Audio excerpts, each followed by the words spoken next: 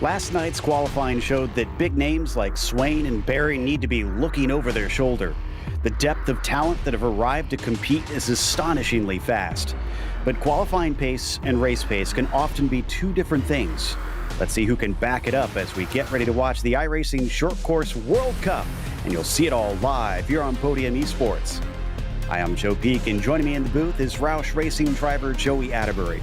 Behind the scenes is Gary Sexton on social media, and our producer Ryan Bauer, who's using cameras provided by Dougie Beard. Well, we are here now for the actual races, Joey. Last night was sort of a precursor. It was an appetizer for what we're here to see. And honestly, if just those 3 laps are just an enticement, I'd say we're in for some fun. It doesn't matter if we were watching the Pro 2s or the Pro 4s in those dash races last night. You're right, it provided nonstop excitement, and I think the biggest thing is I was really impressed with how maneuverable those drivers were in the Pro 2s. They're usually a little bit slippery, or you have to be more gentle with them, but they were plenty aggressive.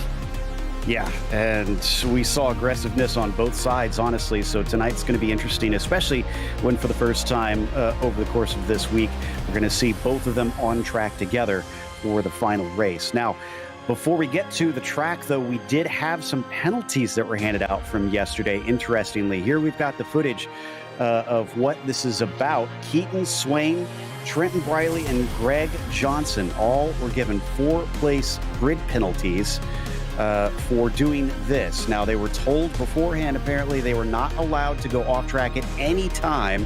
So that was considered gaming the system by straight lining off of the last corner and out into the grass. You had to stay on the track completely. And for Trenton, he actually did it in both the Pro 2s and the Pro 4s, but Keaton's did it in the Pro 2s, and Greg did it in the Pro 4s. So they will be only penalized in those respective ones on the starting grid. It'll be interesting to see how much that affects the race itself. As here is Greg Johnson's moment there, going over the jump at the finish line there for Pro 4s. But Joey, let's talk about the track in case anybody did miss yesterday. What are the drivers up against? The Big House, Crandon International Raceway, right here in the heart of off-road racing in Wisconsin. 1.5 miles of just pure joy around this place. A couple quirky little things. The Land Rush start, one of the coolest starts you're ever going to see in all of motorsports. They line them up 10 wide. It feeds into a fast turn 1, into some double whoop jumps. Watch how these trucks land. It can be very violent going into turn 2. One of the coolest corners in all of off-road racing, the gravel pit, also known as turn 3. And then really to round out this Crandon course is kind of quirky. After Calamity Corner, which is known as turn 4, that is actually where the start-finish line is. So a little bit of funky stuff going on with timing and scoring. And then, as always, Cowboys hairpin down there, turn 8. One of the boldest passing opportunities on the racetrack. You're going to see plenty of elbows come out there. So let's see how these races are going to go then. It's pretty simple, thankfully, especially in comparison to last night, which wasn't too complex, but it's just a 10-lap race here. No invert, actually, for the Pro 2 race. Remember, we said that they would be able to pull a number that will determine how many trucks will be inverted from the qualifying that we had. And the number was 0 for the Pro 2s. Now, after that, we head off to the Pro 4 race. That will also be 10 laps, but top 8 will be inverted. So big invert there, but that means that the pole sitter, who would have been the pole sitter, will be much closer to the left-hand side towards the dirt, which can give you a slight advantage. It's not huge in the Pro 4s, but we may see them try to push their way over the left-hand side of the track there. Then, after all that is done, both the Pro 2s and Pro 4s will come in for the World Cup itself, and that is also 10 laps. They will hold the Pro 4s, obviously, so the Pro 2s will be released first, and then the Pro 4s have to go and catch them. We'll see if they can, especially considering yesterday it looked like the Pro 4s were a little slower than we expected, but they'll be on the same track this time, so it obviously will even out on that. First up, we're going to talk to some of our drivers, including Tom Grady, who won't be in the Pro 2s. He'll be a little bit later in the Pro 4, so we'll talk to him a little bit first since he's got a chance to get ready here. Tom, as you're watching these Pro 2 drivers, are you taking any notes? Is there anything that you can draw from this race coming up? Yeah, a big part of it's going to be track conditions. Last night in qualifying, we saw some big variance from the two tracks for Pro 2 and Pro 4. One was a lot drier and faster. The one was a little bit more slick, where you have to kind of poke around and be a little bit more cautious with your shifting and throttle input. So we'll see what that looks like, and adjust our driving, but then also adjust our tunes accordingly. We'll also have the competition caution at the end of lap 4. Now, we've seen that over in the iRacing short course series that Connor runs as well. Do you think you're going to be trying to hold on to a little bit of the truck, of the rubber and whatnot before we get to that caution, or are you going to be going all out the whole way? A lot of it is decided by turn 1. With that land rush start, there's a lot that can go right. There's a lot that can go wrong. So really, once you get through turn 1 and into gravel pit that first time, that's where your game plan is set. Are you more on the defense? You got a good run. You're kind of out in front of the chaos, or you kind of got caught up. You need to make some moves before that caution to get back to where you want by the end of the race. So that's really the great equalizer. It makes for a good show, but it also causes a little bit of stress there right at the beginning of the race for all the drivers. Last one before I let you go. What's your ultimate goal then for both the Pro 4 and the World Cup race? Where do you think you can finish? Yeah, Pro 4, I got lucky. I got the invert spot, so I'm on pole. We're looking for a good start. That first line really is a little bit smoother than the rest, so I can get that run out into turn 1. If I can stay out front through the mid-race caution, that'll be the first success, and then finish that to the end. We're really going for a podium finish tonight. All right. Well, we'll look out for you, and hopefully we'll get to chat to you then if you get to spray the champagne. So best of luck. Yeah. Thank you, guys. Thank you. That was Tom Grady. And I believe up next, I mentioned one of our fellow commentators. Joey's caught up with Keaton Swane. Well, Keaton, how's it going, man? What's your attitude coming here into Crandon tonight? Well, I was pretty confident yesterday in the Pro 2. I dropped a tire in my qualifying run, and it cost me, a chance to be in the dash, I think. But after warm up, I don't know what everybody else did overnight, but it wasn't what I did. So I've got a hill to climb in Pro 2 a lot more than I thought I did. Pro 4, I never know what I'm doing. I don't have a setup or anything. I just got some help, but I'm just gonna try and survive. Hopefully, we can cash in on what is the best start in sim racing in the land rush. And I'm just trying to survive, learn what I can, and prove I belong in this field. That's going to be a win for me. Talk to me a little bit more about the land rush, because you just mentioned it, probably the best start in all of motorsports. I think I've even heard it called a meat grinder by some folks. What is it like out there in those trucks? I mean, you're at the mercy of everybody around you. You can get a great start, great hold shot into the first corner, and all it takes is one person to your right going a little bit too fast, and then 10 of us are going to be on the wall. So it's a big risk reward, right? Because if you go in really aggressive, you could pick up a ton of spots from people crashing. But if you go in really aggressive, you might get wrapped up in that. If you go in too timid, it's the opposite of that too. So I'm the one that's too timid, and then I just get bombed by 10 people and then get caught up in the wreck anyway. So it's very challenging. Almost every land rush start is different. It's really hard to plan. All you can really do is just practice your standing starts and hope for the best. Well, that was exactly what I was going to ask you is, did you have maybe a plan going into this Pro 2 start? It seems like you're really putting all your eggs in this Pro 2 basket. Is there maybe a strategy that you're going to try to employ on it? It's just stay clean and don't make any enemies. I'm well aware of who I'm racing against, and I think I'm pretty handy in the off-road stuff. But there's 6 pros in here, a couple people that are over 7K iRating. This is the most competitive field I've ever done in sim racing, period. So I'm just trying to not make anybody mad, especially before the big multi-class race where the big bucks are getting paid out. Which I'll be in the Pro 2 for, or the Pro 2 for as well. Just try and stay clean, learn what I can. I might think I'm going to go for it in that second half after we get our first caution in the Pro 2 race, and see if we can make some moves forward. But yeah, Pro 4 here, I just started picking up the Pro 4 and trying to learn, so I'm not expecting huge results. And in qualifying, I did everything but drive the truck properly yesterday. So Pro 2 is kind of where I've said, hey man, I can focus on one of these. If I try to focus on the Pro 4 now, I'm not going to learn anything. So hoping for a little bit of a calamity, and maybe we can squeak away with a top 10 or a top 5 in that Pro 2 race. Well, definitely don't make anybody mad out there, especially not Mr. Swane behind your shoulder there. And good luck, Keaton, out there tonight at Crandon. Thank you, Joey. Again, thank you to Next Level Racing, Thrustmaster. If it wasn't for them, I wouldn't be able to put a lot of time and effort into these events. Thank you to everybody who supports me on Twitch, whether you watch live, watch the VODs. Again, I just said it in my chat. I wouldn't be able to practice and do all this time if it wasn't for them. And thank you all for putting on a great broadcast. I watched the VOD from last night. It was a blast. So cheers and good luck, everybody else. That was Keaton Swane. Sounds like he's putting his eggs in the basket of those Pro 2s. Now, we've also got Crystal King in here. And as we mentioned last night, the first ever woman to make it to one of the world championships in iRacing. Crystal, it's even still a male-dominated sport here on the sim side of things. What's that experience like in both the real-world racing and here in the sim world? Well, for both real life and in the sim, I've been doing it long enough to where I feel like it's leveled out over the past year or so. Now that I'm finally up there, like mixing it in with the faster guys, so it took me a while to like get confident enough to race around them without trying to make anybody mad or like people will race me rough. So I just got to learn to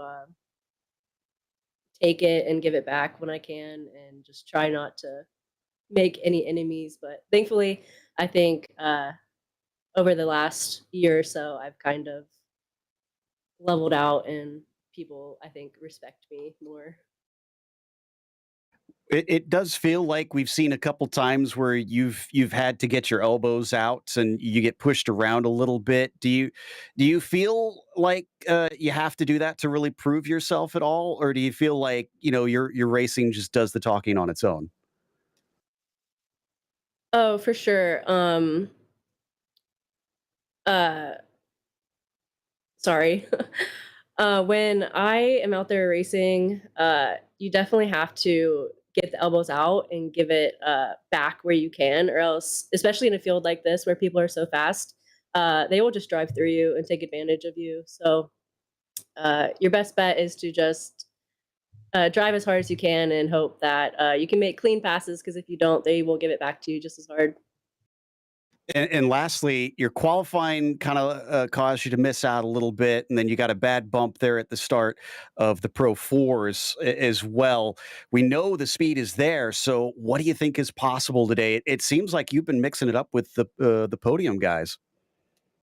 Yeah, I don't know what happened over the last couple days. I haven't been on the sim in the last 3 weeks, and I've been pretty sick this week, so I haven't really started driving until yesterday. But the speed is good. I almost caught the invert, but some penalties dropped me back a little bit. Instead of on the pole, I'm in second. So I guess it doesn't really matter when it comes to Crandon.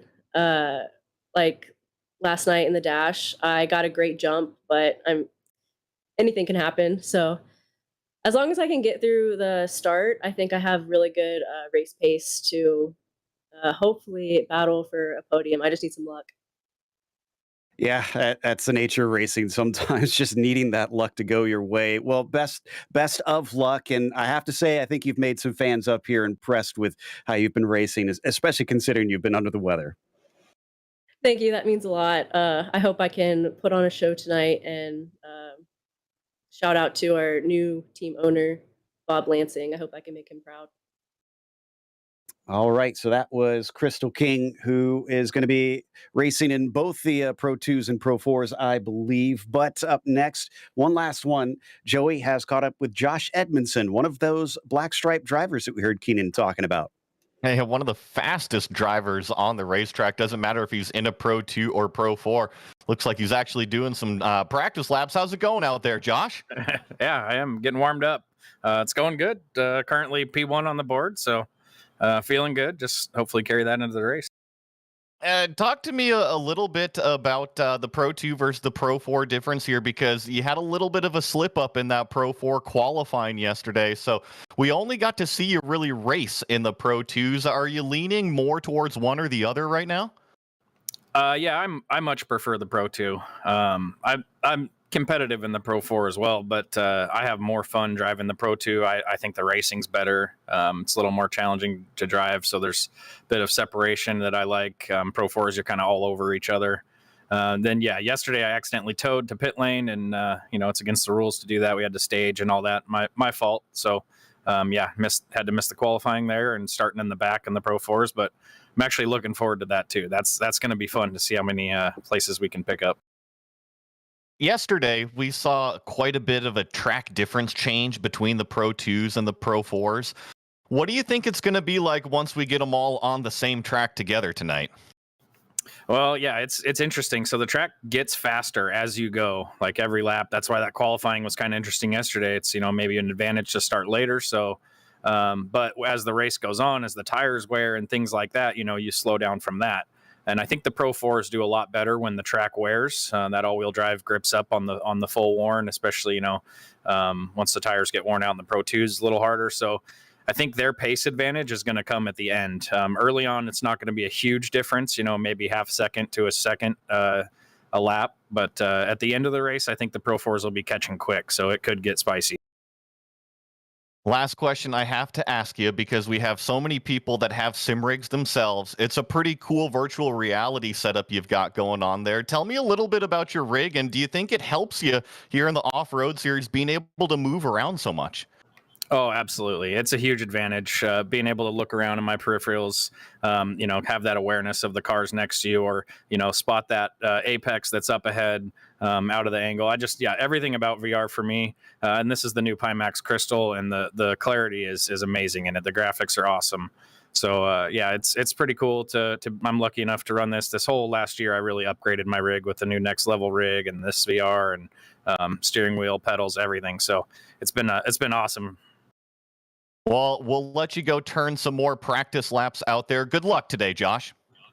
Thanks. That was Josh Edmondson. He's going to be right now actually provisionally P2 on the practice charts, Joe.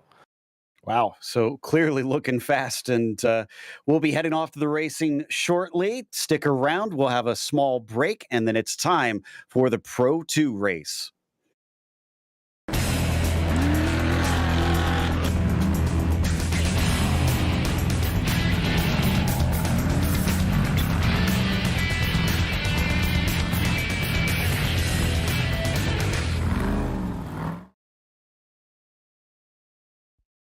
Racing isn't easy, but experiencing it is. iRacing puts you in the driver's seat with the industry's leading sim racing game. Drive on laser scan replicas of the greatest racing circuits from around the world. Go head-to-head against other drivers chosen by skill-based matchmaking to ensure competitive racing at every level. Compete across all your favorite series. In officially licensed cars, engineered to deliver the most accurate driving experience possible.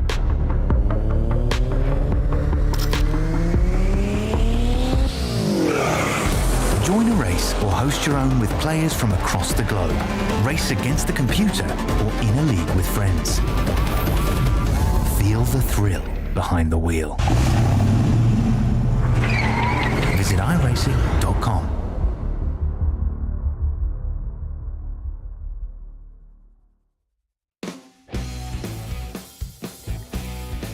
Welcome back. We are here at Crandon International Raceway, ready for the Pro 2 trucks. 10 laps, and they are gridding up just right now. So your starting order out there sees the likes of Josh Edmondson on the pole for this. That's going to be difficult to try and overcome that.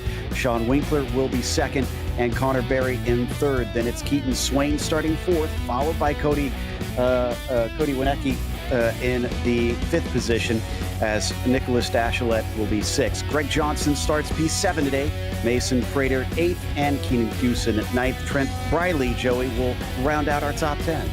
Then in 11th, the start of row number 2, Chaden Zane Minder, Matthew Lind next to him. Crystal King, who we spoke to, is going to be starting in 13th. Dane Culver, 14th. Cross Kirkmeyer in 15th. Tom Grady, who we also spoke with, starts 16th. Cole Fisher in 17th. Kyle Cooper in 18th. Chi Kuba in 19th. Jacob Raffis in 20th, and just a few more here. Trevor Teal in 21st, Gavin Plummer and Paul Mikolajczyk rounding out the 23 trucks. So that should be everybody. And I think we're missing a couple on the grid, but looks like they're getting out there now because they're going to be getting the signal pretty soon here. We'll see race control tell them that it's time to go, and there it is. So that is now the signal that the engines will start to rev. The lights will come up for our first race of the evening. And the green flag is out. Who will get the hole shot down into Potawatomi turn 1? And on the inside, it looks like Edmondson does have a pretty good launch, but the 720 of Dashilet's going to try and challenge him. But here coming around the outside, the 23. And how about this? Here comes Greg Johnson from way outside, but he gets tipped around, and he's going to get completely plowed right into the pole. Oh, just the land rush strikes again, but it's Josh Edmondson who sneaks away with that hole shot out of turn number 2, down into the gravel pit for the first time. You also see Nicholas Dashilet, and I believe that's Trenton Briley side by side trying to put that power down. Thought Greg had such a great opportunity right there, but unfortunately it just seemed to all go away in the flash of an eye as Edmondson leads across the start-finish line to start lap 1 officially. He's chased by Briley. Dashilet sitting in 3rd. And how about Keaton Swane? For all he downplayed himself, he's sitting 4th. Well, and remember, he said that he really kind of focused on the Pro 2s. So if he's going to move forward, I think that this is where he's got the opportunity. He's got the track position. Let's see how he can race it. Looks like we might have also lost Connor Berry, who is in pit lane. Not sure what happened to him, but the front of the truck is missing. So looks like he's had a bit of a bad start. They do have a faster pair, so he can get back out there. But he's going to have to fight through the field and hope that he can stay on the lead lap once they get this competition caution out there. As we watch them head through Calamity Corner. Actually, I think, yeah, this is a replay, so this is what happened to Connor. Oh, very similar. Got tipped to the side and also got ran into that support pole, and then he became just a ping pong ball. Yeah, just everybody took their shot at him. Here comes some more hits for that chassis, but I think the biggest difference there, that Pro 2 truck, once it got over-rotated, Joe, there was just no saving it for Connor. I think in a Pro 4, that would be a slightly different situation. Plummer and Mikolajic also took heavy damage, so they're in pit lane. Matthew Lind, looks like Johnson and Raffis have gotten back out on track and are still on the lead lap. Swane outside of the podium, but just barely. We're watching him try and chase Nicholas Dashilet heading down into Cowboys Hairpin. See how he hits this berm on the exit. Really, these trucks, the top 4, other than Josh kind of scooting away from it, this is a heck of a battle for 2nd place, and I'm really impressed. Keenan has shown a lot of speed. Yeah, I am as well. And flying down through Potawatomi turn 1 once again. There's only half a second between Nicholas and Trenton here, up in the last 2 podium positions. If they start battling, Keenan's got a good chance to get his nose in. Through that sweeping turn number 2 and down towards the gravel pit. You'll see these trucks really start to use that cushion on the racetrack as it starts to develop. Jump back with the 535 of Tom Grady here. Just got into the back bumper of Mason Prater, but trust me, off-road, short course racing, it can be a contact sport. Absolutely. We saw that last night as well. You have to get comfortable with that for sure. And no harm, no foul. Didn't turn him around. Prater able to carry on. Does look like it slowed down Grady a little bit because here comes Crystal King. We're on board with her now, and she's starting to get ever closer to that 535. I think that Crystal King kind of missed out in that qualifying session for these Pro 2s. We mentioned it in that interview, but it was this corner right here, Cowboys Hairpin, that just caught her off guard. And I thought that she showed tremendous speed. Here she goes. She's going to take away that position from Tom Grady, who made the same mistake, just out too wide in the hairpin. I was going to say, she's probably laughing at Tom, who's discovering the lesson she did, as she now moves up into 6th position. Can she now chase down Mason Prater up ahead as Winnicky here in the 903 really clunking down to earth as he chases Sean Winkler as well. Sean had an interesting day yesterday. He was super pumped after that Pro 2 race. Needless to say, that probably carries the momentum into today. So Sean actually having a really good run, but you got to look out, like you just mentioned, Cody, right on the back bumper, looking for any sort of door open. Getting a little bit of overlap down through Calamity Corner between those three, but doesn't look like they're going to be changing order, at least at this stage. We had a mistake from Trenton Briley. He's given up second place to Nicholas Dachelet. I think this was just after the start-finish line that he clattered into the inside wall.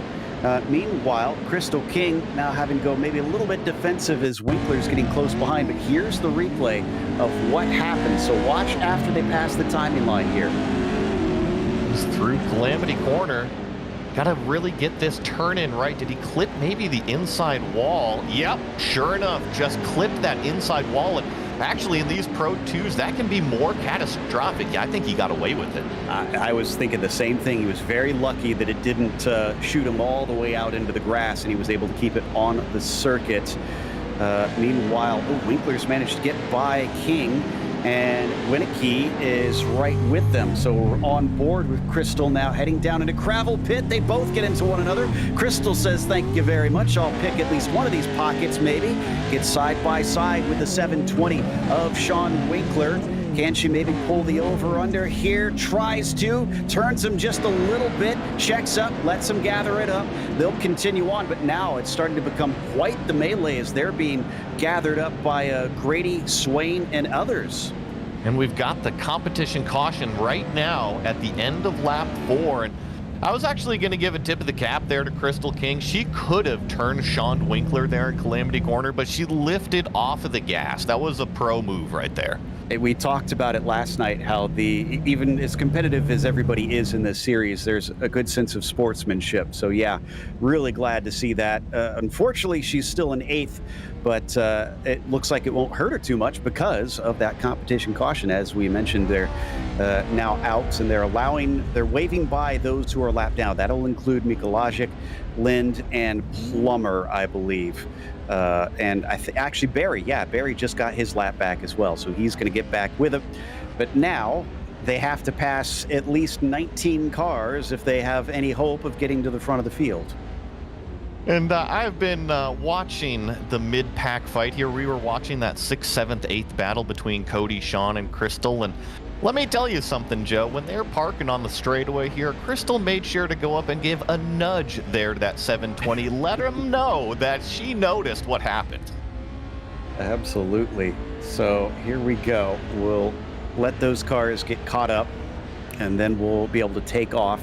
Now, actually, I don't have the information here. Do we know where they will be given the go-ahead to start again? Will they be sent all the way back around to the finish line, or will it be at the Land Rush start here?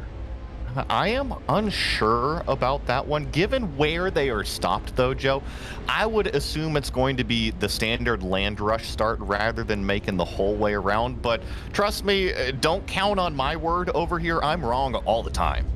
It's the nature of being a commentator. You just wind up getting things wrong. You just have to deal with it. It looks like we just about have everybody queued up here soon. The 3 that were behind Barry are almost to the back of the train, and Edmondson will then lead them off. Obviously, they don't have an actual pace truck out here. It's up to Edmondson to control the pace once they get the go-ahead. They're all listening to race control right now, and there you go. He's been given the signal, and we'll see if he does indeed go out of the Land Rush start, or if they'll have to trundle a long ways around to later on in the lap. If it is on the Land Rush, then essentially they're going to have to do Potawatomi Turn 1 all over again, just maybe a little bit more orderly.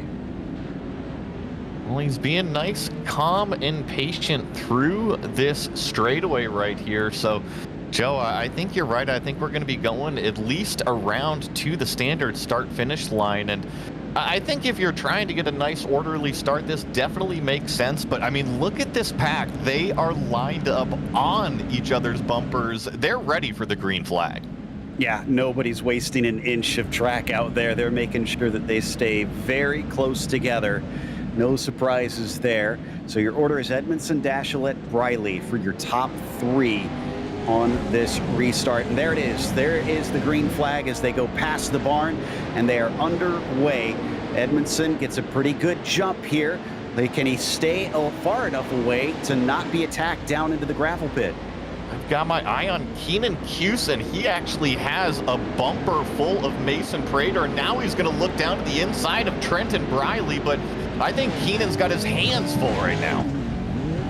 Certainly looks like it. Well, here goes not just Prater. Oh, and someone getting turned around, and it's a traffic jam, unfortunately becoming a parking lot more likely as they absolutely pile in. A few trucks going on their side. This is really disappointing on this one. Keaton, one of them, trying hopefully to get righted. Sometimes you can do it, but he's looking a little bit pathetic there, just kind of wiggling around. It's tough when you have that many trucks in that narrow section of the racetrack, but it's part of off-road racing is having to do that dance with everybody as you're side by side. And trust me, sometimes the toes, the feet, they step over each other. Looks like Keaton had to take a tow, unfortunately. He was not able to get it righted in time, so he's back in pit lane. So what was looking like maybe a fourth place or top 5 finish for him has dissipated. Meanwhile, Edmondson still leads. Dashalet's in second. Winicki is in third. And there is another look at the pileup from above. Let's see it from onboard Crystal's perspective, though. This will be interesting. She was really in the thick of it. It's just going to jam up. Look, everything's going to stop in front of her. And where do you go, Joe? Well, into the bottom of a truck, I guess, for the time being. And I mean, I think she does the right thing there. You just kind of have to push your way through, because what else? There's no place to go. You just kind of have to try and make something happen, or else you'll all be sitting there stationary forever. I agree.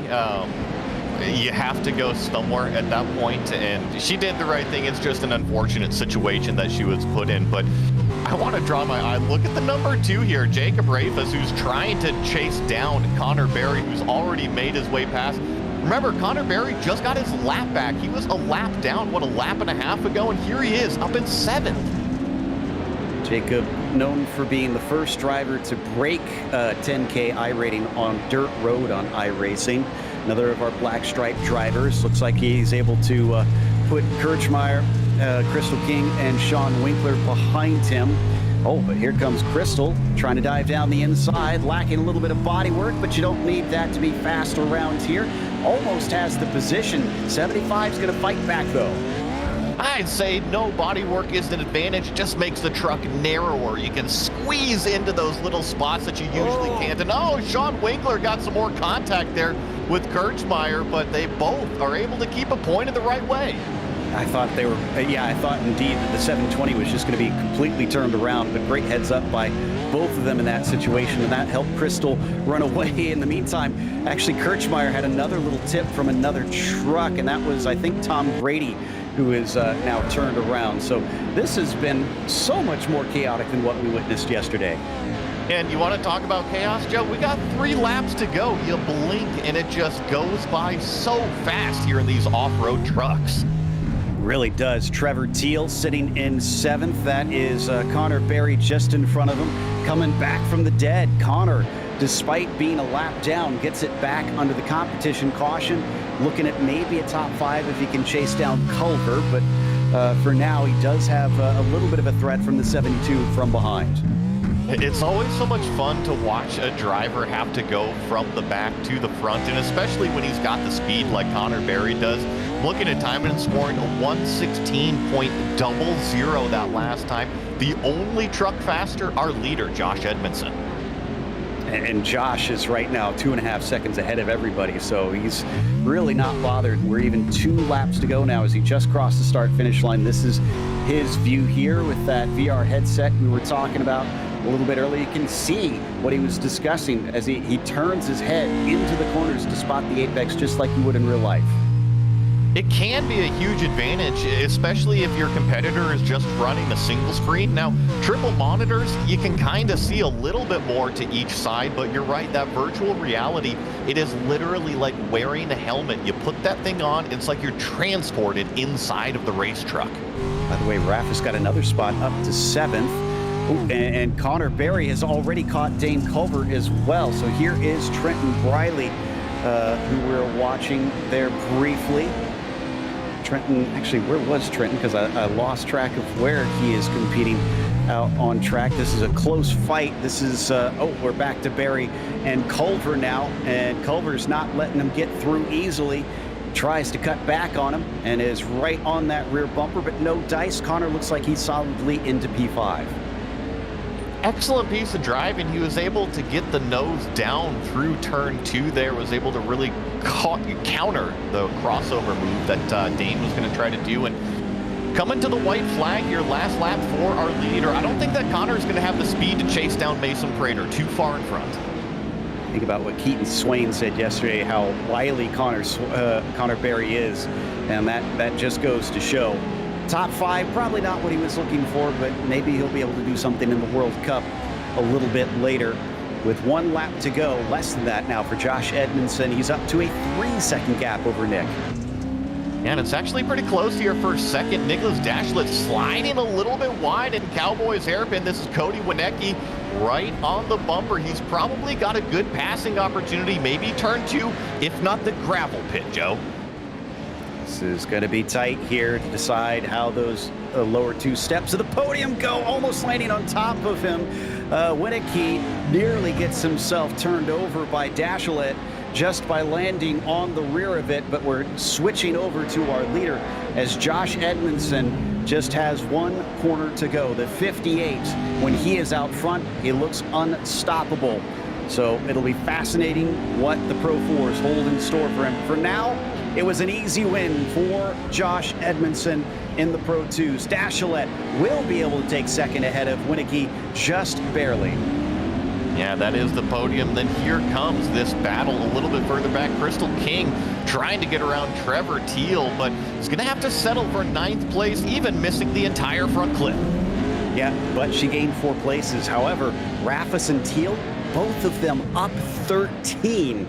So they have really climbed upwards from all of that craziness. Did a fantastic job in the end. As poor Keenan Cusin will finish a lap down, but he'll be 20th in the end as they all wrap up here. Here is your results. Edmondson is your winner, Dashlet in second, and then Winecki in third. Mason Prater was kind of quietly up to fourth. He wound up ahead of Connor Berry in the end, who got himself back into fifth. Remember, Connor started in third, so him being tipped on his side really did not help his case there. Dane Culver was sixth, and Jacob Raffis was seventh. Trevor Teal in eighth. Crystal King with a pretty determined drive there to finish ninth, and Sean Winkler wound up 10th. Then we have Greg Johnson coming home in 11th. Had a good hole shot at going, but unfortunately didn't turn out that way after turn 2. Matthew Lind here in 12th. Cross Kirchmeyer in 13th. Chaden Zane Minder in 14th. Paul Mikolajczyk is going to finish in 15th. Trenton Briley, 16th. Gavin Plummer, 17th. Tom Grady in 18th. Chikuba, the last car that's going to finish on the lead lap today, in 19th. And tale of 2 races for Keenan Cusin. Off to a great start, but unfortunately finishes in 20th. 1 lap down, and the last car to take the checkered flag was Cole Fisher in 21st place. Pretty sure we're going to be ribbing Keenan a little bit on the iRacing broadcast after this one. But he did a really good job on the start, though, so we do need to give him credit. So there is our first race. But like we said, Joey, this is not it. We've got more to come. And thank goodness, because like you said, that went by so quickly. They just click off so fast. Even with the competition caution, 10 laps at Crandon, it's just so quick. And with the Pro 2s, I should say with these drivers in these Pro 2s, they really put on a show, and their lap times are extremely impressive. So if you're looking for maybe a little bit more drive, stick around, because the Pro 4s with their 4-wheel drive is up next. Don't go away. We've got more racing to come here on the Short Course World Cup.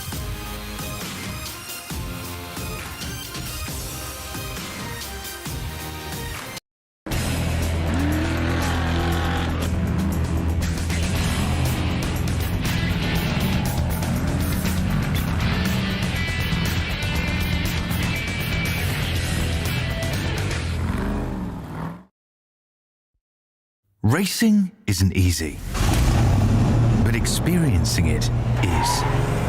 iRacing puts you in the driver's seat with the industry's leading sim racing game. Drive on laser scan replicas of the greatest racing circuits from around the world.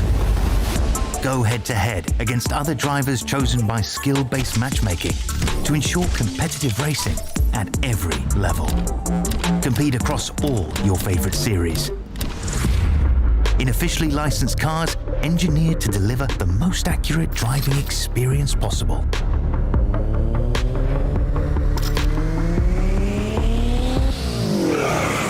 Join a race or host your own with players from across the globe. Race against the computer or in a league with friends.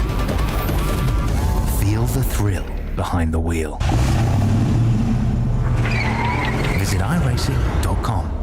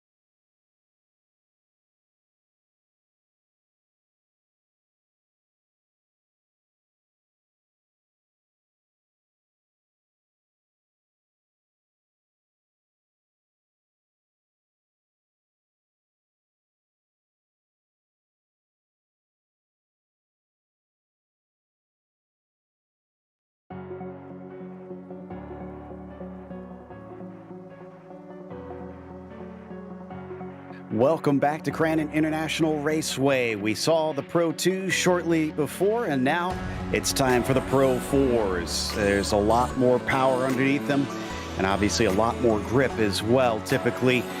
So a different style of racing, Joey, and I'm kind of wondering if this will up the aggression, because from what we saw yesterday, the beating and banging almost seemed to increase when we went to the Pro 4s.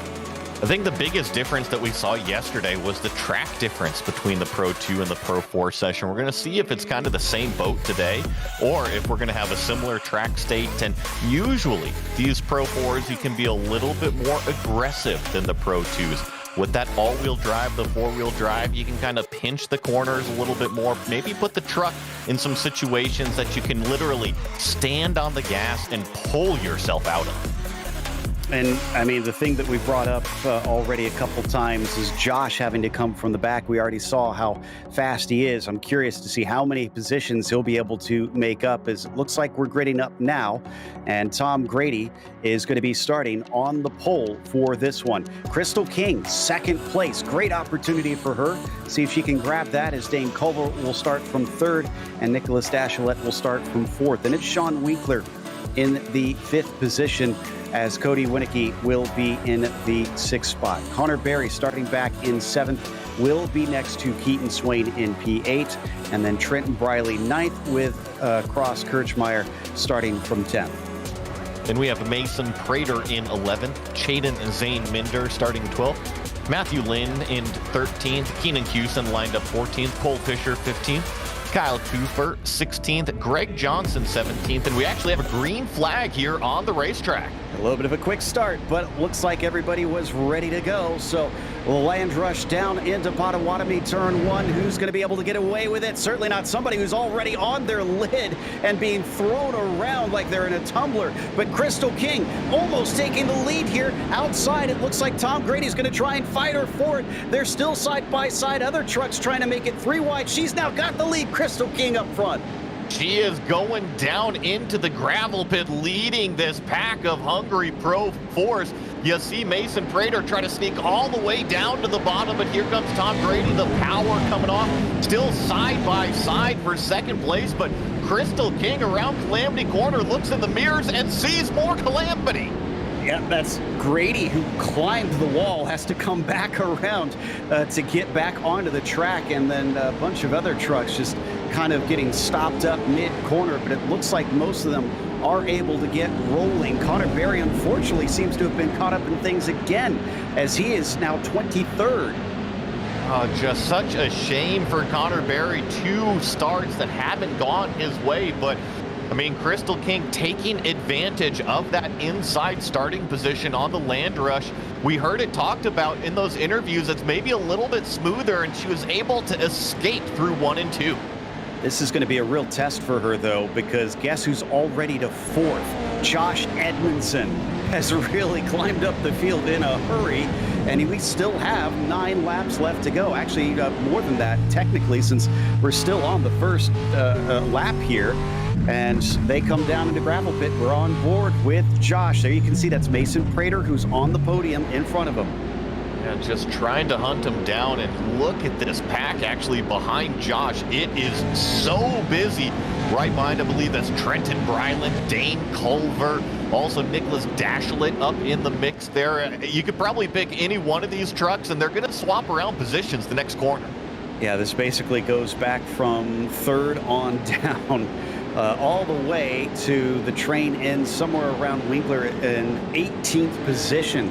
Just everybody compacted together still here in these early laps. We'll fly down the backstretch. Crystal leading by about 0.7 of a second over Jacob Raffis. Through Cowboys hairpin, nice, calm, and collected. Ooh, big slider from Josh Edmondson. Takes away that third place from Mason Prater, so move that number 58 up another position. And I think after the competition caution, you're really going to have to watch that Edmondson truck. He's going to make a race of it, no doubt, as they are getting ever closer to that marker. It will compact everybody together, if anything. So it's going to give a second opportunity for a number of people. None of them have gone a lap down, interestingly. Everybody has been able to come in, take a spare car, or do whatever repairs they need and get back out there. Mika Logic in the meantime, chasing on Briley, who's almost side by side with Dane Culver here.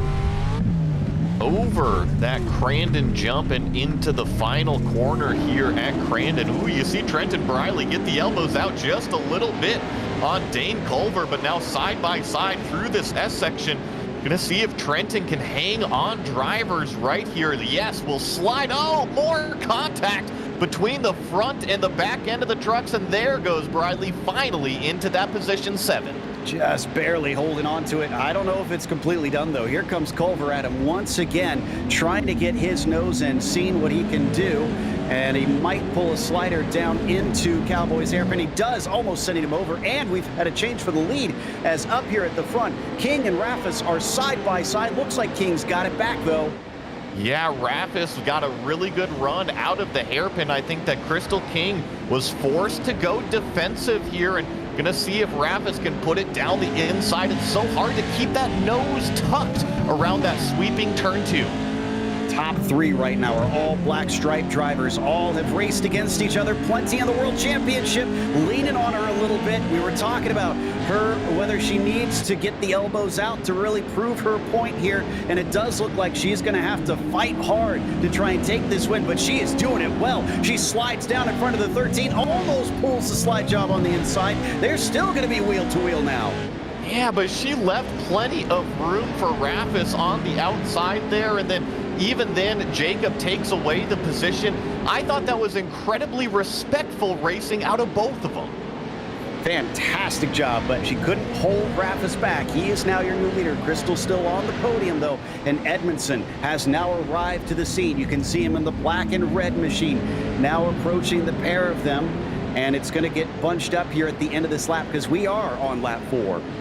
We will have that competition caution, but something I've noticed with Jacob and Crystal battling, look at this. They are not out front anymore. It's pretty much 1 through 6 right here in a train.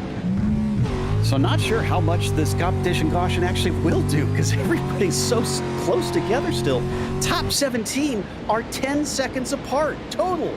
So most of the field really has not separated like we saw last time.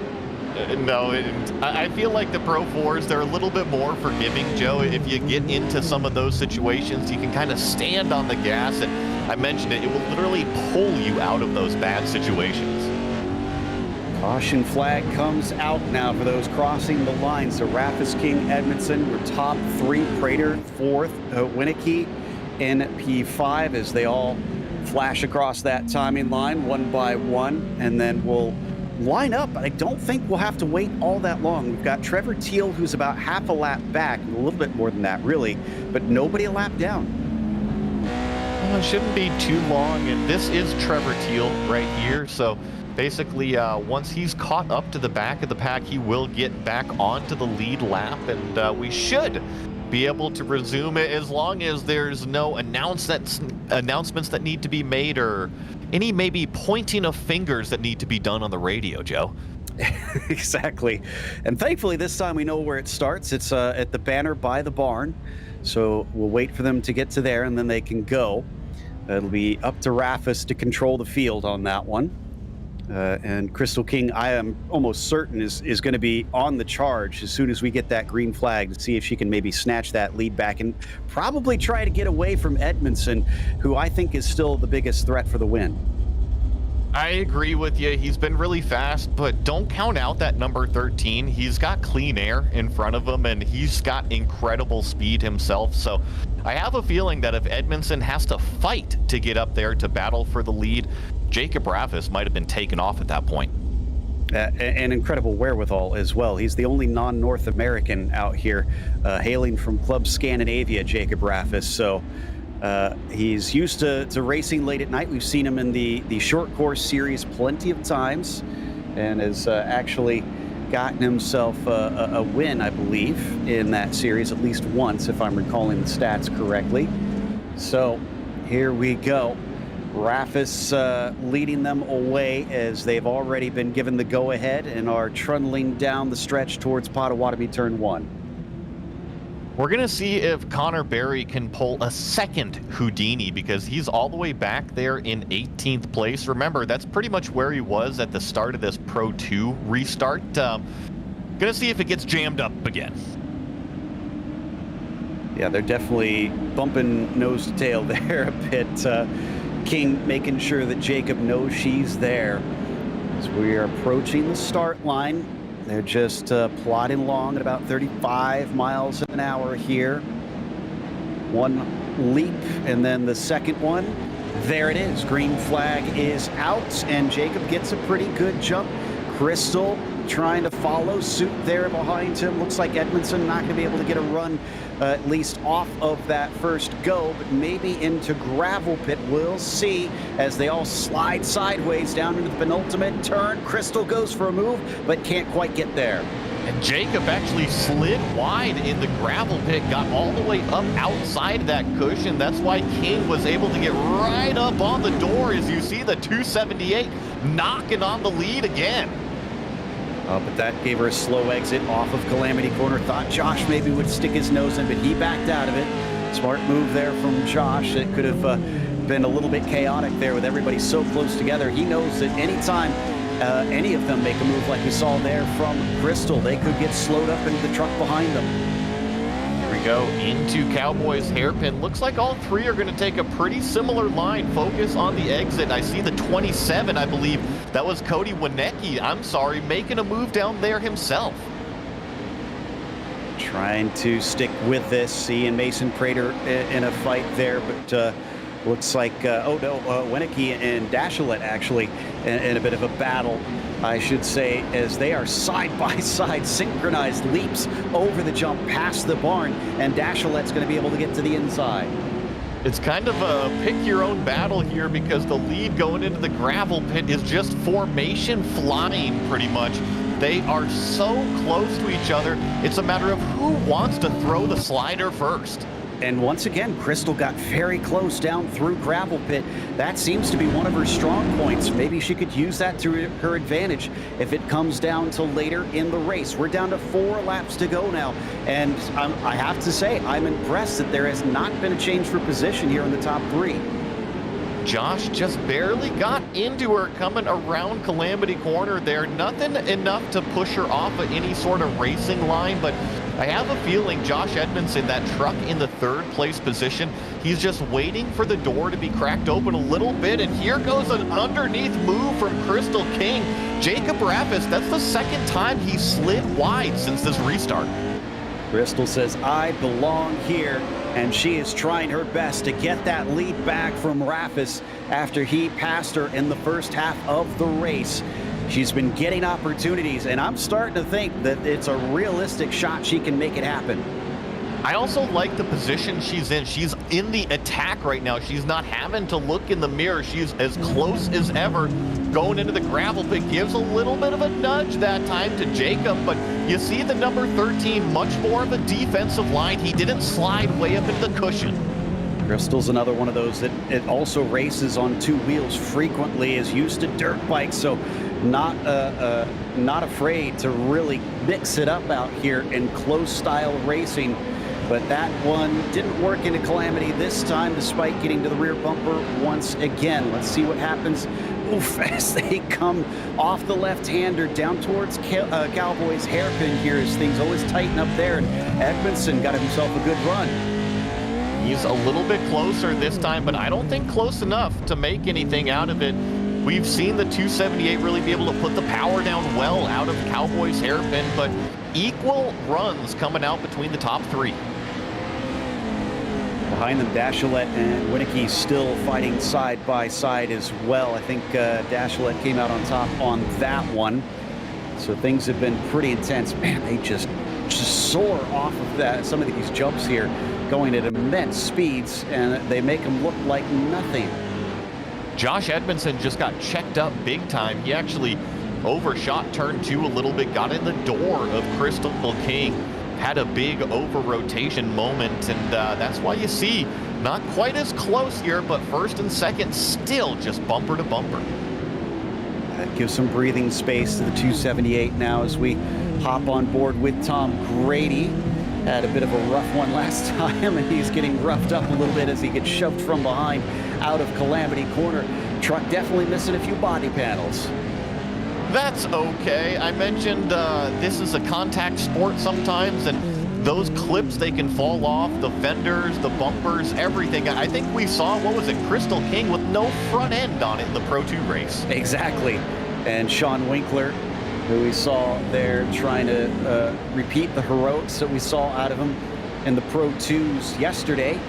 He's currently down in 12th position, so not quite as high as he was before. As we come back to our leaders once again, it has calmed down somewhat, but this is coming to the white flag. Is this where we see a final charge? I know, calmed down.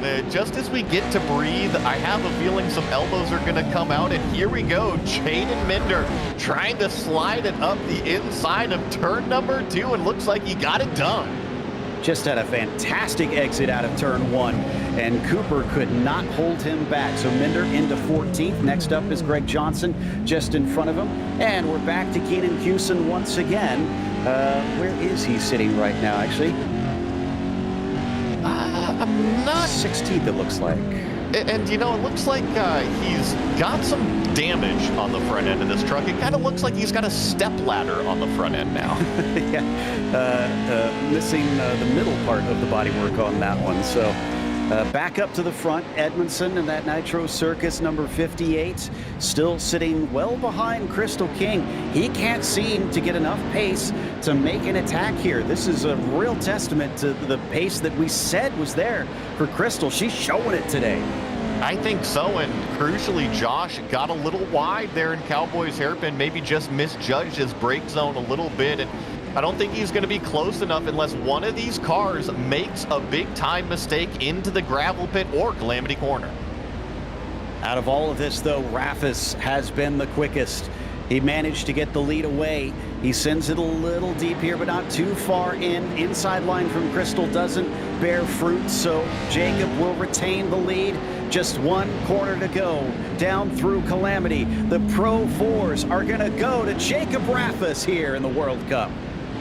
What a finish. Crystal King standing on the podium. Josh Edmondson third, and look at them all stream through around Calamity Corner for the final time. Yeah, the top 10 are all still within 10 seconds, so it remained incredibly close down through the field. You have to go all the way back down to, it looks like 16th place before you get over 19 seconds here. It's just incredibly tight. So that's the second of our 3 races that we have for this evening. And before we head out, let's go over the results, and then we'll talk to some drivers. Rafis taking the win over Crystal King, going from second to second, and Edmondson going from 19th to 3rd. However, we didn't mention Jacob went from 20th to 1st. Prater was P4 in the end, as Nicholas Dachelet was 5th and Cody Winicky was 6th. It was Dane Culver in 7th. Mika Logic did fairly well himself, 23rd to 8th, as Tom Grady was 9th and Keaton Swane finished 10th. Then we have Cross Kirchmeier here in 11th. Sean Winkler finishes in 12th place. Jaden Zane Minder, we saw slide up the inside there, take that 13th spot away. Greg Johnson finishing in 14th. Gavin Plummer 15th. Kyle Cooper 16th. Matthew Lind in 17th. Chikuba in 18th. And then, unfortunately, Keaton Swane is going to be the first truck that did not finish. He has actually one lap down, went exit stage right at turn 2, the final lap. And then a couple more here. Cole Fisher, Trenton Briley, and Trevor Teal today. Let's talk about the start before we go to our interviews, because we pulled up a replay here of Jacob's start. Now, I mentioned using this dirt a little bit. He did that and had the ability to do that, being all the way on the left-hand side, swung around everybody, whoa, and is going through a car. A little bit of netcode helping him out there. But look at that. That is where a lot of those positions came from. And you can see he's on the inside line there through turn number 2, still having contact with the 51 there, is finally able to break free. I believe that was Josh Edmondson that snuck by. But I think, Joe, if you ask me, it is such a gamble around the outside of turn 1, which is what Rafis did, but it puts you on that inside for turn 2. And if you can protect the inside, it's huge.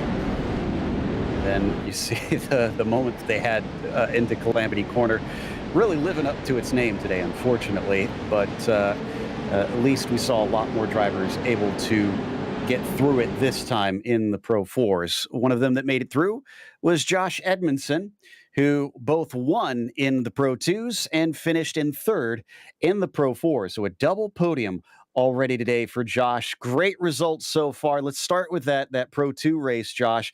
It looked like it was mostly under control for you. Yeah, I got lucky. There was some carnage off the start that I was able to get out in front of and just run my own lines. And was a fairly smooth race for me. Obviously, we had the competition caution in there. Did that give you any sort of concern knowing that everybody was going to bundle up behind you again? Yeah, it always gets tight after that. And I saw Dashalat was there, a few guys, I was kind of bummed not to see Keaton or Connor up there. We've had some epic battles in Pro 2s in the past, so I'm sure those guys would have liked to have been up there. But it was a good group up there. I knew I just had to focus forward and hit my lines, and if I did that, I could build up enough cushion to be comfortable. Now, the second race was interesting because you had to come from the back a little bit more, all the way from 19th position. But once you got up there towards the front, you found two familiar faces, two of your fellow Black Stripes. Were you surprised you couldn't get by them? No, not at all. They're both really good. Obviously, Jacob, Crystal, all these guys. We just got done racing that off-road world championship. We've all put the time into those Pro 4s. So everybody's so close in speed, and nobody really made a mistake. Jacob and Crystal battled a little bit, but I wasn't close enough to capitalize. Then after that, there's a little bit of contact, and we kind of had this little gap in between the three of us where we were all able to kind of run our lines and just couldn't do anything about it. Nothing changed. But hats off to them. It was a good race. Still on both podiums. That's an impressive feat. We'll look out for you in the World Cup. So best of luck when we head over there. Appreciate it. Josh Edmondson, P3 there in the Pro 4s. Up next, though, we're back to the 2s as it was Nicholas Dashalet, that Joey has caught up with, that finished P2 there. Yeah, got Nicholas Dashalet joining us. Finished P2 in the Pro 2s, just finished with the top 5 finish in the Pro 4s as well. But talk to me a little bit about the Pro 2s, Nicholas. I managed to stay out of trouble in that one. Yeah, that Pro 2 race was probably the best Pro 2 race I've ever done. I don't run the Pro 2s normally.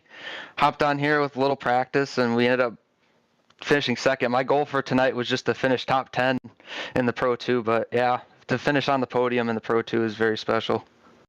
Well, and there's a huge difference between the Pro 2s and the Pro 4s. What maybe suits the Pro 4s more to you, and why aren't you maybe looking forward to the Pro 2s as much? I just feel like you can be a little bit more aggressive in the Pro 4. It fits my driving style.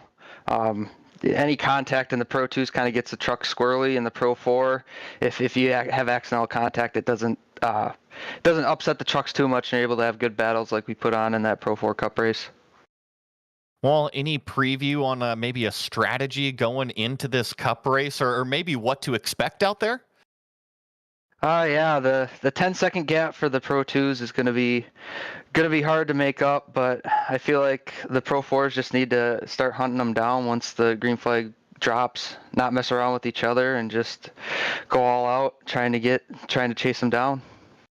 Well, you've had a pretty solid run so far. Like I mentioned, P2 in those Pro 2s, the top 5 in the Pro 4s. Good luck out there in that Cup race, Nicholas. Yeah, thank you. I just want to give a thank you to my sponsors, Parsons of Crandon, Richie, Jenny Gretzinger, all those guys. They came on board during the World Championship, and we still have them on board now, so thank you to them. Legion Speed Sport, Factory SimSport. Shout out to new Factory SimSport owner, Bob Lansing. Hopefully we made him proud out there. Shout out to Chevrolet, CBR, HW Designs, just everyone, and thank you guys for putting this on. Well, that was Nicholas Dashalet, P2 finisher in that Pro 2 race. And then that takes us to Cody Winicky, who finished third in the Pro 2 race. Here we go. We've got Cody ready for us now. So let's talk to Cody real quickly here. And Cody, it looked like it was a tough battle to decide who was going to finish second in that Pro 2 race. You and You and Nick seem to be just so tight together that whole second half. Oh yeah, it was a blast with racing against Nick Deschley. He's a really good driver, and I know he'll respect me, and I respect him. So I didn't want to take both of us out. I almost jumped over him, but it was a good run. It was a fantastic run. Was second kind of the, oh well, we've got Josh up there. We're not going to catch him. Let's just fight over this second place and see who comes out ahead. My goal was just to catch up. Like, I was just playing catch up. I got a bad start and just worked my way up from there and just followed Dashley the rest of the way. I didn't want to cause anything with him, so I'm happy with third place. Now, which do you plan to run in when we get to the World Cup here in a minute? Are you hopping into the 2, or are you gonna try and see if you can do better in the 4? I am gonna be racing the Pro 2.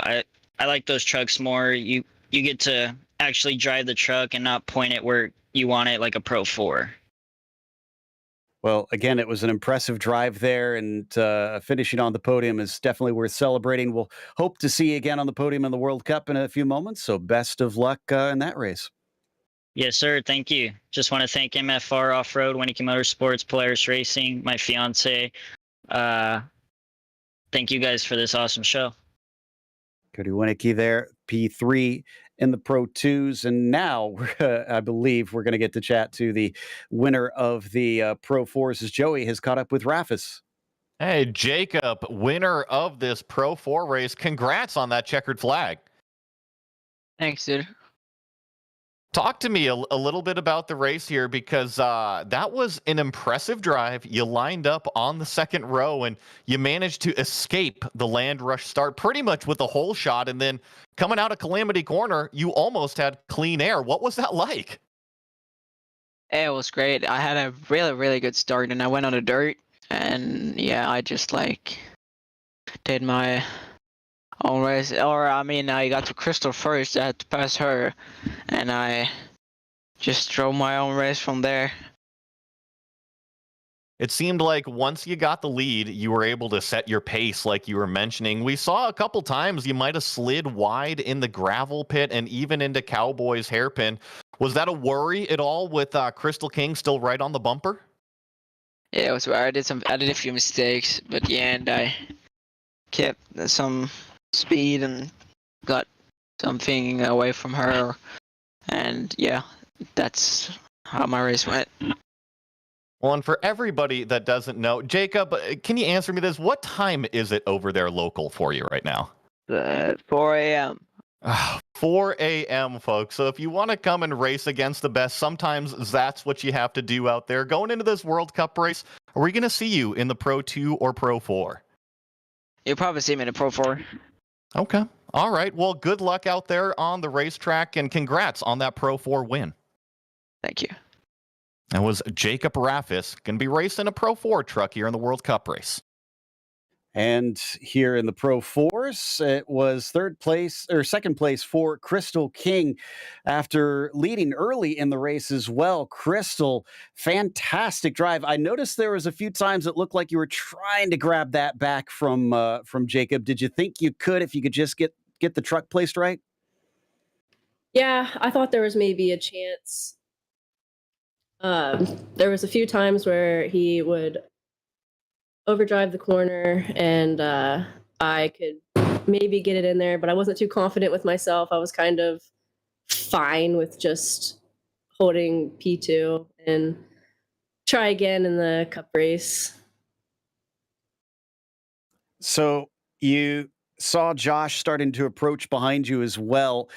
Did you feel nervous at all that he would be charging through, or did you feel confident that you could hold him back? Well, it is Josh, and he's fast, so you can always have that in the back of your head that he's going to try to make the move. And I knew if I tried too hard to push on Jakob that he could potentially get into my inside or something. So I had to be really smart there and be calculated with my passes, and the places where I thought that I could get him, he would get a really good run, and I just couldn't get there. But I tried. I was really happy with my start, and to be able to get out front, and then I mess it up by almost rolling myself. But it was fun. I had a good time. It was fantastic to watch, and I could tell obviously this finish meant a lot to you. Are you going to hop in the 2 or the 4 for the World Cup here? Oh, we're running it back in the 4. I haven't put too much time in the Pro 2, and I'm a little squirrely on it, and so I've been running the Pro 4 all summer, and it's nice to actually be able to race it with like not too much pressure like you get in the World Championships. Well, we'll see. We'll see if you experience pressure here in the World Cup in a moment. Again, congratulations on the podium in the 4s. Thank you. I want to shout out to my team, Factory Sim Sport and Shenandoah Shine. Check out shenandoahshine.co for merch. And yeah, team owner Bob Lansing. Let's get it. Fantastic stuff. Crystal King with a P2 here in the Pro 4s. And before we go, let's talk a little about what we watched in the Pro 4 now here, because like we said, we expected it to be more aggressive. Boy, that start was absolutely bonkers down into Potawatomi Turn 1. And I'm kind of impressed that we had as many trucks come away from that as we did, Joey. I think it really suits those Pro 4s that kind of like what we heard in those interviews. You can point it where you want to, stand on the gas, and just kind of pull you out of those situations. But you're right. You know, it was kind of a mess. That's what Crandon can happen. And looking forward, Joe, it's the first time in yesterday and today that we're going to have the 2 classes on the same track. All right, I'm going to put you on the spot. Who have you got your eye on to think is going to be the person to beat here today? Doesn't matter which class, who's going to win overall? That's a really tough one. I think Edmondson has something to prove. You know, he showed a lot of speed yesterday. He kind of missed out with the qualifying and really being able to demonstrate the raw speed in both of the trucks. I've got my eye on the number 58. Don't blame me on that. All right, well, we'll see if that comes true in a moment. We'll have one more break, and then it's time for the World Cup here for the iRacing Short Course Series. Stick around for more action.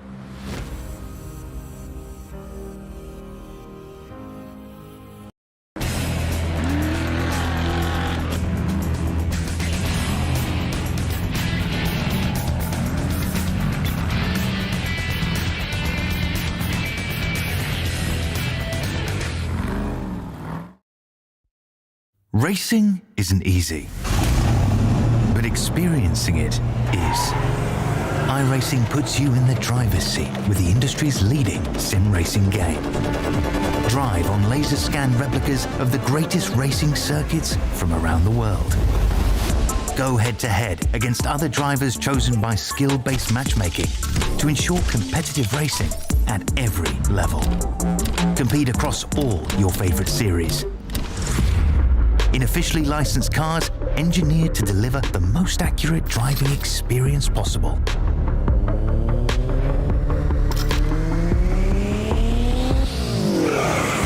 Join a race or host your own with players from across the globe. Race against the computer or in a league with friends. Feel the thrill behind the wheel. Visit iRacing.com.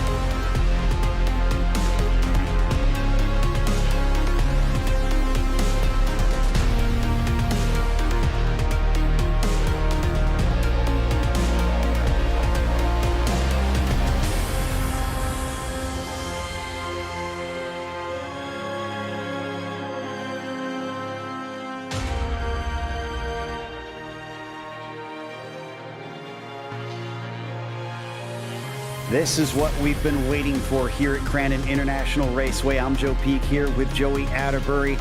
And Joey, it's time for the World Cup. Yeah, we get to see the Pro 2s and the Pro 4s on the same track for the first time. And let me tell you, yesterday the Pro 2s were crazy fast. I think they took everybody by surprise. We're about to see if it's the level playing field today. Indeed, and let's go through our starting order for this. As Josh Edmondson is going to start on the pole. He'll be tricky to beat as Cody Winnecke will start in second. Trevor Teal will be P3. You've got Sean Winkler starting fourth, followed by Greg Johnson in fifth, and Paul Mikolajic in the sixth position. Gavin Plummer is seventh. Chi Kuba, P8, and Keenan Kusin in the ninth position. Keaton Swane rounds out your top 10.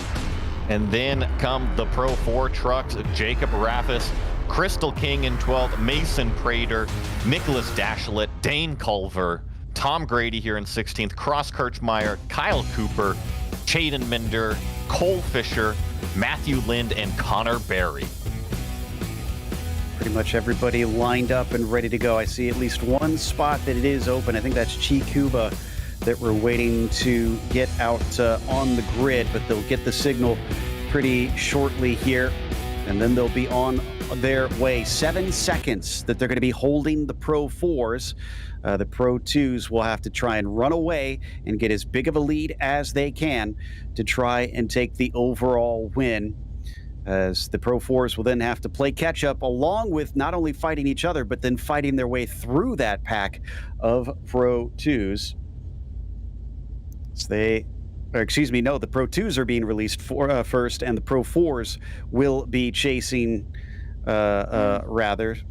Or no, it is the Pro 4s. Okay, yeah, sorry. Yep. I was being given some alternate information here, and I confused myself a little bit. But hopefully we'll get that signal here pretty soon, and then we'll be going. It does look like I think they are starting them up now. And I think I hear the engines revving, and there is indeed the green flag for the Land Rush start in the Pro 2s on their way as they fly down towards Potawatomi Turn 1, fanning out, trying to use the dirt on the outside to help them out. Edmondson down on the inside, but he's beat there by Mikolajic as well as Keaton Swane. Oh, he sideswipes the tire just a little bit, but he'll get away with it, and he gets the whole shot. Let's go to the Pro 4 start here, Joey. Yeah, the Pro 4s are going to be taking this Land Rush start as well. They're sweeping through turn number 2 right now, not too far behind these Pro 2 trucks. I believe it's Mason Prater and Jacob Raffis that are leading these 4s. Yep, down into the gravel pit. My goodness, it is all bunched together as we check back in on our Pro 2s, crossing the start-finish line, beginning lap 1 officially. Swane leads Edmondson, leads Winnecke. Now, Josh had a close moment there past the barn where I thought he was going to lose the truck, but he managed to get away with it. Didn't see how, but he is still in the second position. It's going to be important that they not fight too much here, though, Joey. This is a unique style of racing where you kind of have to work together a little bit at the start. We were talking about it a little bit. The Pro 2s have shown some incredible speed, but I think once the track gets grooved in, it really comes to the Pro 4's advantage. However, if you are like Keaton Swane right now and can run away, not battle anybody, that might be the best strategy. Just go out there and turn qualifying laps. Absolutely.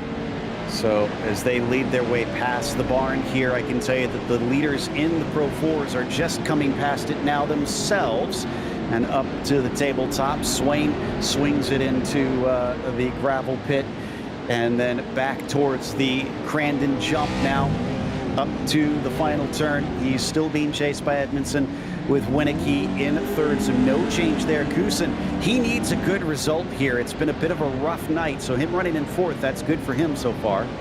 And he's right there in touch with that lead group, doesn't have too much pressure behind him as Josh Edmondson starting to chase down Keaton Swane, our leader. And I think this lap is when we are officially going to have the Pro 4 and Pro 2 overlap. I'm looking at the number 13. Jacob Raffis sees some Pro 2 side by side right in front of him. Yeah, in fact, that's Winkler just onto the side of Kusin, and he's going to slide job him, and he gets through. But look at Keenan get on the throttle, and he makes it a drag race anyways. I thought for sure that was going to be job done for the 720 as we ride on board here with Connor Berry, who has been blasting through the field. Remember, Connor Berry was one of the trucks that started on the third row. There was only 2 trucks lined up on that third row. Well, he was one of them. He got a crazy hole shot maneuver and then all the way up into second in the Pro 4s. Look at this, chasing down Raffis.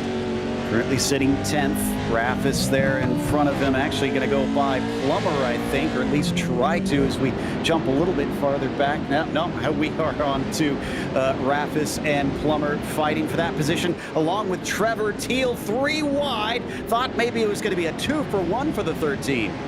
Well, you saw Raffis in that Pro 4 just able to tuck the nose through Calamity Corner, use that grip to drive out of it and around the outside of Trevor Teal now. So I think the driver, the number 13, understands the machine underneath him. So here's the gap, 7 seconds right now. Actually, more like 8 seconds between Raffis and Swane, who is your overall leader. So that's how much he has to catch up over these next few laps. Oh, and way out to the outside, Trevor Teal, I think, slammed into the outside wall. Yeah, that was in Cowboys hairpin, and it opened the door. Look at all of these Pro 4 trucks. They are just saying, all right, time to get through these 2-wheel drive vehicles. So you can see them flying around, and there is Raffis as he tries to chase. This is Crystal King, who is sent a little bit backwards at the start, 13th overall right now. That's Teal just ahead of her, who we saw have some trouble on this previous lap as they chuck it down to the gravel pit. She's going to try and get underneath. Think maybe she's got that move done. Indeed, she does. More battling in front of her. This should open some doors. Yeah, more side by side going into Calamity Corner. Looks like she's not going to capitalize there, but look at these 3 trucks right in front of her.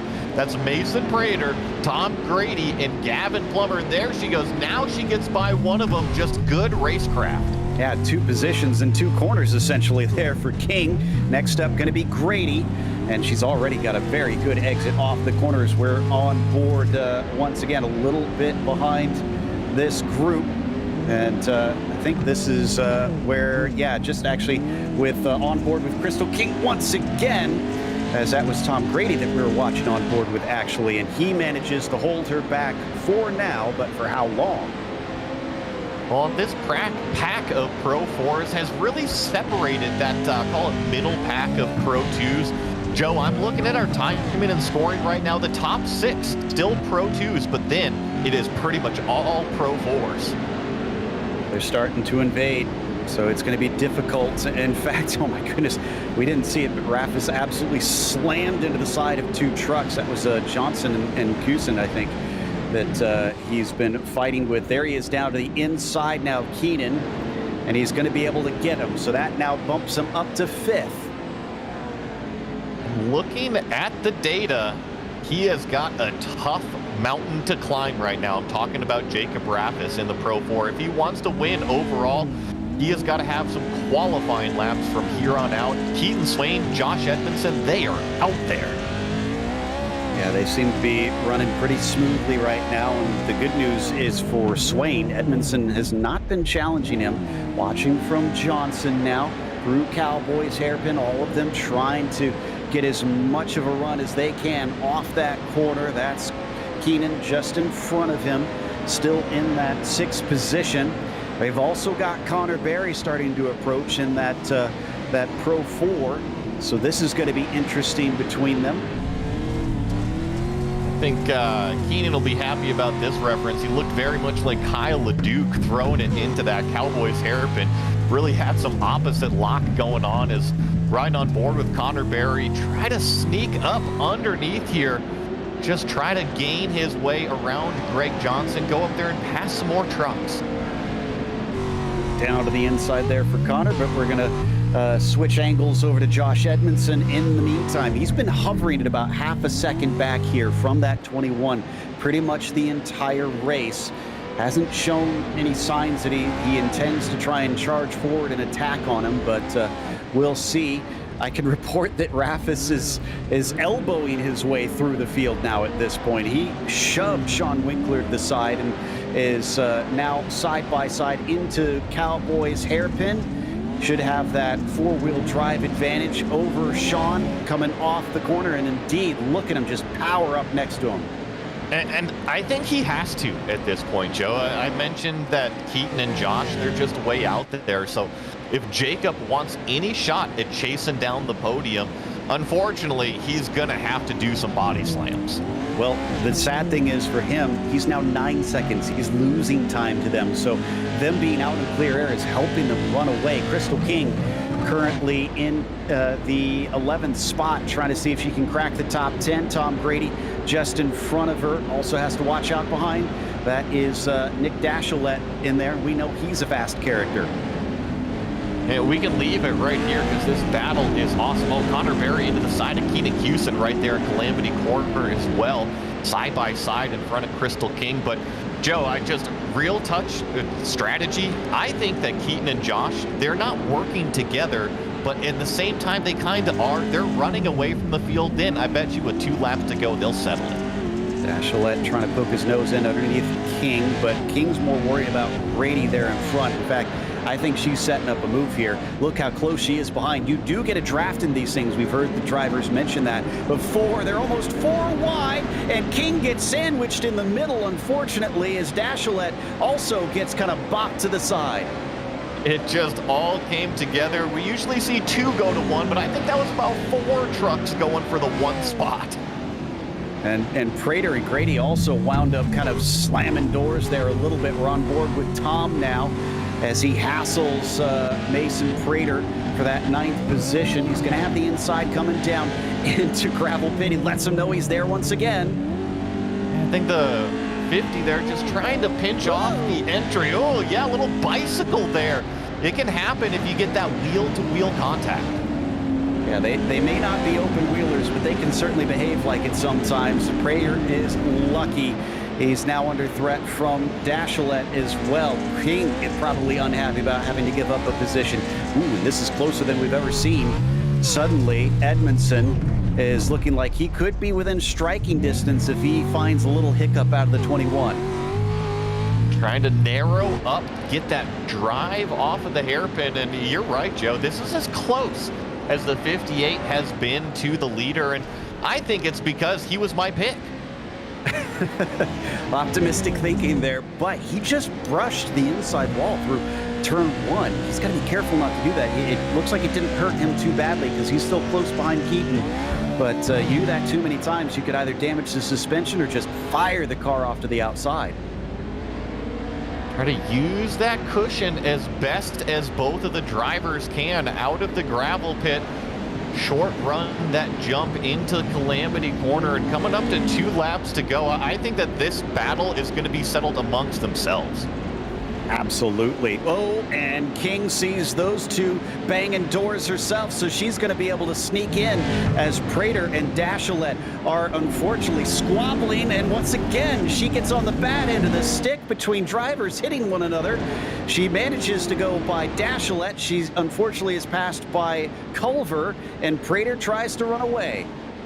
I've said it, it can be a contact sport. Unfortunately, the contact can be a little bit WWE sometimes, as Crystal King is figuring out, but oh, tremendous move to get the drive off of turn 7. Yeah, she gave as good as she got there because the 278 got kind of pushed away as she took the apex off of him and is now into 11th. Meanwhile, we're coming up to the white flag pretty soon, and it still remains at 0.3 of a second apart from Swane and Edmondson. Still our overall leaders, both in the Pro 2s. Rafis sits in 4th. He has not been able to make many inroads. He's still 8 seconds behind. And I just think time is going to run out for those Pro 4s. They are about a second faster than the Pro 2s now that the track has really come to them, but I think it's a little bit too little too late. Looks like Prater unfortunately ran out of racetrack and is now in pit lane after having a bit of a wreck, so his race is going to end prematurely. Up the hill through the S's between the top two, 4 seconds ahead of Winicky. They have been pushing it out there, running an incredible pace. Another good run out of the 58, but is it close enough? Yeah, actually, Keaton Swane slid a little bit wide in turn 7. See if Edmondson's going to try to get down to the inside. Not quite to the door, and now it's going to be the drag race down the straightaway into turn 1. He's much closer, and he does have the slipstream. It's less than 2/10 behind him now. He could try something down past the barn into the left-hander. Will he do that into turn 2, covering the inside? Swane does not give him the option. Both using the cushion through that sweeping turn number 2. The gravel pit, probably your best chance for sliders. Edmondson close enough. He hucks it down the inside, but I think Keaton Swane's going to cover it off. He does indeed. Just a little brush between the pair of them. One more shot into Calamity Corner. Will he do the same again? Gets up beside him. Just leans on him a little bit, but it's not enough. Swane will win. Edmondson comes home second. And Winicky will round out the podium with an All-Pro 2 top 3. Then here comes Keenan Cusin, still locked in this battle. Tom Grady trying to sneak up underneath, but Keenan's going to hold on for that 7th place finish, I believe. So last few now to the line battle here between Minder, Kirchmeier, and Lind, and it's going to be close. A photo finish between them side by side, but it looks like Kirchmeier is going to beat Lind by the smallest of margins there across the line. And there is your finishing results for the World Cup, our last race of this 2-day event. Keaton Swane has taken the overall win. It was only by 0.7 of a second in the end, and it probably would have been closer if Josh hadn't have made a Hail Mary there in the final corner. But he'll take second, as Cody Winicky will be in third. Jacob Raffis, the highest of the Pro 4s, was 4th overall. And Connor Berry from 22nd to 5th did a miracle once again. Sean Winkler had a nice run to 6th spot. Keenan Cusin, we said he needed a good result. I'd say a 7th deserves a pat on the back, as Tom Grady managed to finish P8, and Greg Johnson was 9th as Crystal King rounds out the top 10. Then we have Nicholas Dashelet and his Pro 4 machine in 11th. Dane Culver finishing 12th. Chaden Zane Minder, probably my favorite headshot profile pick of the group, in 13th. Cross Kirchmeier in 14th. Matthew Lind with the top 15 finish. Cole Fisher 16th. Trevor Teal in 17th. Gavin Plummer 18th. Paul Mikolajczyk is the last car that took home the checkered flag, finishing 19th today. So Prater, Cooper, and Kuba, unfortunately, DNFs. As looks like we've got our winner ready to talk to us. Keaton Swane going to join us after the podium celebrations here. Keaton, congratulations on the overall win. How nerve-wracking was it to try and keep that pace up, knowing that if the 4s make short work of those behind you, that they'll start running you down? Yeah, definitely. Normally the Pro 4s are quicker, but I don't know if it was just this session. The Pro 2s seemed to have a pretty good pace, and I knew if I get a good start, get out front, even if Josh was behind me, I knew he would be all for trying to run away from the Pro 4s before starting to battle it out between us, and that's kind of what happened. We kind of got out front and set the pace, and he ran me clean all race, and then he tried his couple moves there at the end, and luckily I was able to hold him off there. My truck was definitely falling off, getting a little too tight. But, to get a win in this race when I struggled the first 2 races is great. I have to imagine, and coming back from a grid penalty as well to manage to get up there. So do you feel like this one's more important to you than the other 2 races, winning the big show? Yeah, obviously the big money was for this race. So to win this one, obviously I'd rather win this one because the prize is bigger, but would I rather also been in the fight for the other 2, but sometimes luck doesn't always go your way. So to be able to come out of this one with a win is big to salvage the night. Obviously, the short course regionals going to be coming up soon as well. Will we see you over there? Oh, Connor wouldn't let me run the regionals because that's for the newer guys to getting their feet wet. But yeah, when Connor has his new league fire up, I'm sure I'll be in it. I'm sure he won't have something till early next year. But yeah, we'll just keep running around these leagues and do as much racing as we can. Well, again, congratulations. Well run race and great defense there. Thank you. Keaton Swane, your winner overall, as it looks like Joey has caught up with the man that was trying to see if he could get by him, Josh Edmondson. Well, Josh, you're cleaning up this interview room. We might as well get you a chair with your own name on it in here. All right, sounds good. Well, congrats on that P2 finish. How do you think the race went for you? It was good. I had a little bit of a rough start with some beating and banging out there, and Keaton got out front. He was able to get on the dirt. Starting P10s actually kind of had an advantage there to get out and clean. So good on him to get out front. But as soon as I got in behind him, I just wanted to stay right with him. I knew that if him and I just did our own pace, that we could pull away and hopefully not let the Pro 4s catch us, which is what we did there. And then, last few laps, I tried to make a couple moves on him, but I don't know. Keaton just doesn't make any mistakes. I'm not convinced he's not AI or something. Maybe from a different planet. I think they're called aliens. Isn't that what they are? Yeah, something like that. I don't know. He doesn't make mistakes, so yeah, it's tough to pass a guy like that that's fast and doesn't make mistakes. So yeah, congrats to him on the win. But I'm happy with where we finished, and winning the Pro 2 race earlier was good. What did you think about the speed difference between the Pro 2s and the Pro 4s? You kind of answered my question that you worked with Keaton, not necessarily together, but you ran away so that way you guys could battle amongst yourself. Did you know that the Pro 2s were going to be faster? I figured a little bit in the beginning, but I actually thought maybe that they would fall off a little harder, which I think they did, but just not as much as they used to. And we've done these cup races before where the gap was like 30 seconds and the Pro 4s caught us. So track state is a huge factor in that. And I don't know what it was tonight, but there was hardly any separating the Pro 2s and the Pro 4s. So yeah, it was just getting out front and checking out. Didn't even give them a chance to catch us. So last thing I had for you was I noticed you did try to throw it in there a couple times on Keaton in the last lap and a half or so. Did you have what it takes to get close enough to throw a slider? Yeah, I probably should have done it the lap earlier. I thought about it, and I think I had a little more pace at the end, but he's a wily racer. He protected the inside those last two laps in the corners that you would throw a slider on. He kind of threw that himself and blocked that move. He knows. So yeah, he kind of took away my chances of a pass that last lap, and it's just good racing. Well, Josh, a good night of racing for you between the Pro 2 race, the World Cup race, coming home second here today. Congrats, man. Yeah, thank you. I just got to shout out everybody on the Nitro Circus Sim Racing team and our sponsors, Next Level Racing, Pimax VR, Apex Gaming PCs, and you guys for putting on the broadcast. Look forward to go back and watch it. And that was Josh Edmondson finishing second in the World Cup race. And last on the podium was Cody Winicky taking the third here overall. All three of them Pro 2s. Cody, though, talk to me about what it's like coming in as a privateer against some of these drivers, with teams behind them and be able to work together to get setups. Do you find that more difficult to really race against them with those conditions?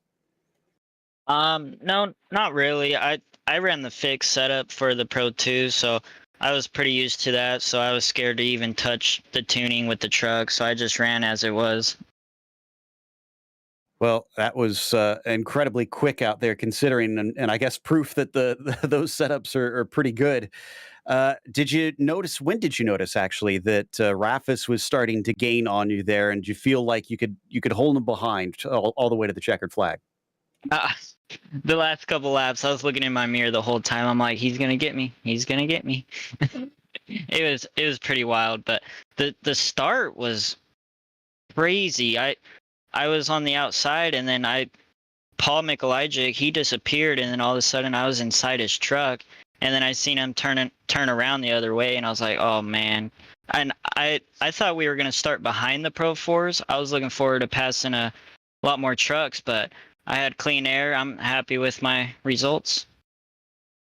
Now, you mentioned yesterday that you've got a newborn now, and do you feel like racing these trucks with the chaos out there is helping prepare you for fatherhood? Oh yeah, she's gonna get a sim here pretty soon. Oh, fantastic stuff. Got to start him young. But again, congratulations. That was a great drive out there, and can't wait to talk to you more in the future. Oh yeah, I want to congrats Keaton and Edmondson. I had nothing for them. I kept making small little mistakes, and they just gapped me. I got some work to do, but it's always a blast to be out there. Just like to thank MFR, Winnicky Motorsports, my fiance, my family for watching the broadcast, and thank you guys for putting on this for us. Really appreciate it. That was Cody Winnicky in the 903 taking third. And we're going to talk to one more. The first of the Pro 4s was Rafis. Joey's going to chat with him one more time.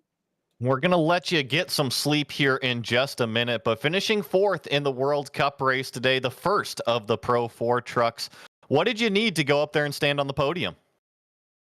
It was. I mean, I had a really great start, and yeah, it's a shame that we couldn't battle with the top Pro 2s, which was planned to, but yeah, it is what it is right now with the iRacing and all that stuff. Were you surprised that the Pro 2s were as fast as they were?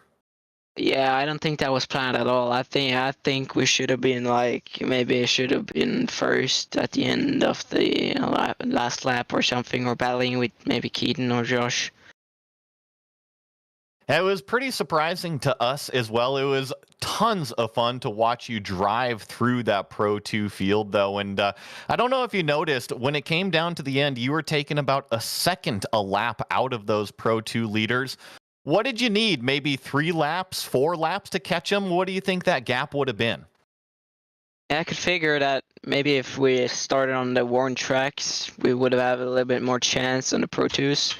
And yeah, maybe 3 or 4 laps, and we would have been good. Well, Jacob, go get some rest. Congratulations on the Pro 4 win and the 4th place in the World Cup race. Thank you. That's going to wrap us up. So after 2 days of racing, that's all she wrote. But I have to say, every time I do one of these, Joey, more and more, I'm just all the more enamored with this style of racing. It's something of its own thing.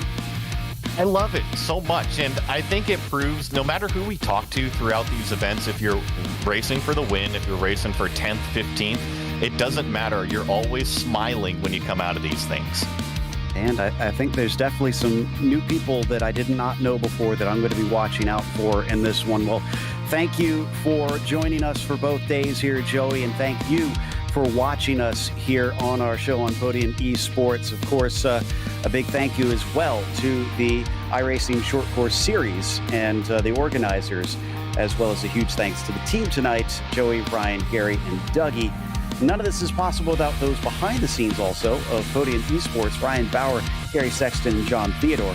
And thank you so much for watching tonight's broadcast of the iRacing Short Course World Cup. I'm Joe Peak, and I'll see you on the track.